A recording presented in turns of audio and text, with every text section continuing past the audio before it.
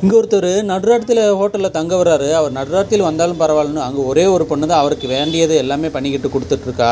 எல்லா வேலையும் முடிச்சுட்டு ஸ்டாப் ரூமில் போய் ரெஸ்ட் எடுக்கிறா. இப்போ அவள் ஃப்ரெண்டு வந்துட்டு ஏன் நடுராத்திரியில் டிஸ்டர்ப் பண்ணுற கஸ்டமருக்கெல்லாம் ஹெல்ப் பண்ணுற அப்படின்னு சொல்கிறா.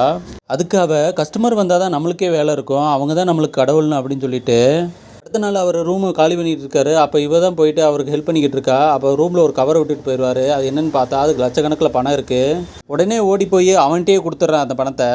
இதை பார்த்து கூட இருக்கிற பொண்ணு எதுக்கு அவர்கிட்ட கொடுத்த, நம்மளே வச்சிருக்கலாம்னு சொல்கிறா. அதுக்கு இவ அவங்களோட பணம் அவங்களுக்கு, நம்ம இதுக்கெலாம் ஆசைப்படக்கூடாதுன்னு அப்படின்றா. இப்போ ரிசப்ஷனில் கஸ்டமர்கிட்ட ஃபீட்பேக் கேட்குறாங்க. அவர் சொல்கிறாப்புல எனக்கு இங்கே தங்குறதுக்கே பிடிக்கல, இனிமேல் இந்த ஹோட்டலுக்கே வரமாட்டேன்னு சொல்கிறான். அதுக்கு அந்த மேனேஜரு என்ன குறைன்னு கூட கேட்காம ஒரே ஒரு கஸ்டமர் தானே போனால் போயிட்டு வராங்க அப்படின்ட்டு அசால்ட்டாக பதில் சொல்கிறான்.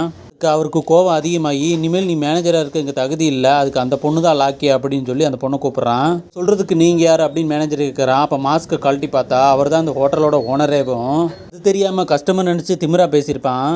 ஆனால் இந்த பொண்ணு அவர் யாருன்னே தெரியாமல் இருந்தாலும் அவர்கிட்ட நல்ல விதமாக நடத்திருப்பார். அதை பார்த்துட்டு அவளை மேனேஜர் ஆக்கியிருப்பார் அவர்.